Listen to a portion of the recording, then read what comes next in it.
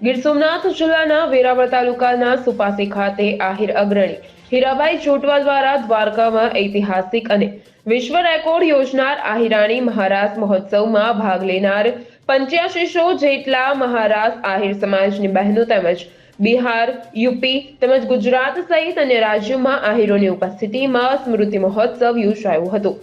સુપાસી ગામ ખાતે વૃંદાવન કેળવણી મંડળ સંકુલના પ્રમુખ અને આહિર અગ્રણી હીરાભાઈ જોટવા દ્વારા દ્વારકામાં યોજાયેલા અખિલ ભારતીય આહિરાણી મહારાસ સ્મૃતિ અંતર્ગત આ મહારાસમાં ભાગ લેનાર બહેનો અને આ મહારાસમાં સંગીત આપનાર કલાકારોને પ્રશસ્તિપત્ર અને શિલ્ડ આપી સાલ ઓઢાડી સન્માનિત કરવામાં આવ્યા હતા. આ સ્મૃતિ મહોત્સવ પ્રસંગે ગીર સોમનાથ જિલ્લાની 4200, જુનાગઢ જિલ્લાની 3800 જ્યારે પોરબંદર જિલ્લાની 500 જેટલી બહેનોએ હાજરી આપી હતી. આ કાર્યક્રમ પ્રસંગે ઉપસ્થિત મહેમાનોને પાઘ પહેરાવી પત્રકારો તેમજ ડોક્ટરોને શિલ્ડ અને સાલ ઉઢાડી સન્માનિત કરવામાં આવ્યા હતા. કાર્યક્રમની શરૂઆત પહેલા દીપ પ્રાગટ્ય કરવામાં આવ્યું હતું અને જે બાદ અભય જોટવાએ સ્વાગત પ્રવચન કર્યું હતું.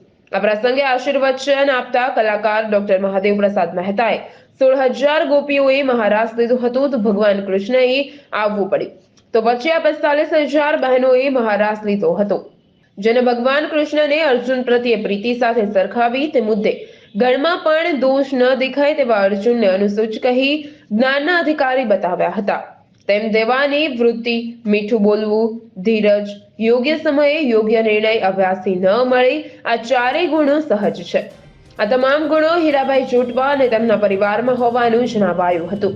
આ સન્માન અંગે મહારાષ્ટ્રના બહેનોએ પોતાના પ્રતિભાવો રજૂ કરી સૌરાષ્ટ્રમાં શુભ પ્રસંગોમાં વાયણું જમવાની પ્રથા યાદ કરી મહારાષ્ટ્ર પછી જોટવા પરિવારને ત્યાં બહેનો વાયણું જમવા આવ્યાનું જણાવ્યું હતું.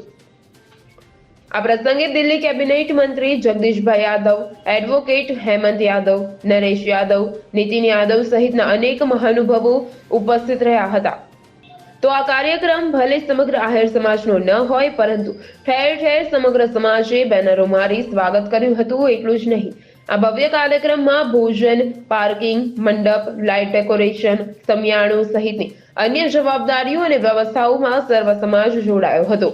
હાલ લોકસભાની ચૂંટણીના ભણકારા વાગી રહ્યા છે ત્યારે હીરાભાઈ જોટવાએ જાહેર મંચ પરથી સાબિત કરી બતાવ્યું છે કે માત્ર પોતાનો સમાજ જ નહીં પરંતુ સર્વ સમાજ તેમની સાથે છે અને એકતામાં વિવિધતાના દર્શન સુપાસી ખાતે જોવા મળ્યા હતા.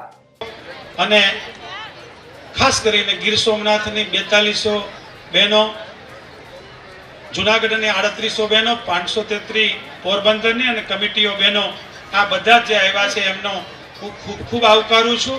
અને હંમેશને માટે સમાજ છે એ માત્ર પોલિટિકલ લીડર્સ અને પૈસા પાર્ટીના સન્માન કરતા હોય તે વ્યાજબી નથી.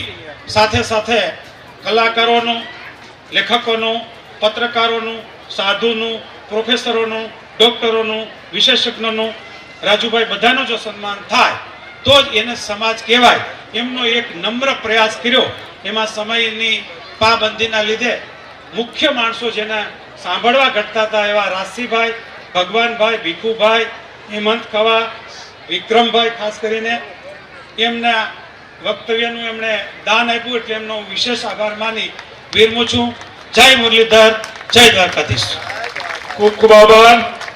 खुद ही को कर बुलंद इतना कि हर तकदीर से पहले खुदा खुद बंदे से पूछे, हीरा भाई बता तेरी रजा क्या है. હવે ભાઈઓ બધા જમણવારમાં